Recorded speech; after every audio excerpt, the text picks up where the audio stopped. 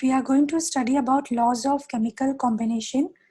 This topic is included in the chapter Atoms and Molecules in Chemistry, Grade 9. There are two main laws of chemical combination, the law of conservation of mass and the law of constant proportion. The law of conservation of mass states that in a chemical reaction, the total mass of products is equal to the total mass of the reactants. Means there is no change in mass during a chemical reaction. We can also say that mass can neither be created nor destroyed in a chemical reaction. This law was given by Lavoisier. In this example, we see carbon dioxide is getting formed by carbon and oxygen. So 12 gram of carbon is reacting with 32 gram of oxygen and giving us 44 gram of carbon dioxide.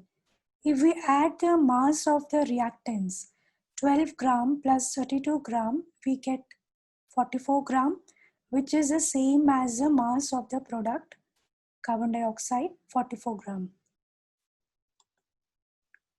Law of constant proportions. This law states that a chemical compound always consists of the same elements combined together in the same proportion by mass. This law is also called as Proust's law.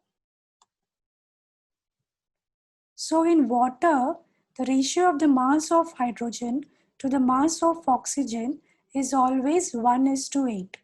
Whether it is river water, well water, tap water, or water from any part of the world, the ratio of the mass of hydrogen to the mass of oxygen will always be 1:8.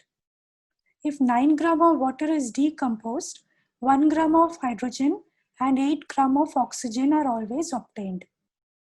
In case of ammonia, nitrogen and hydrogen are always present in the ratio 14:3 by mass, whatever the method of source from which it was obtained.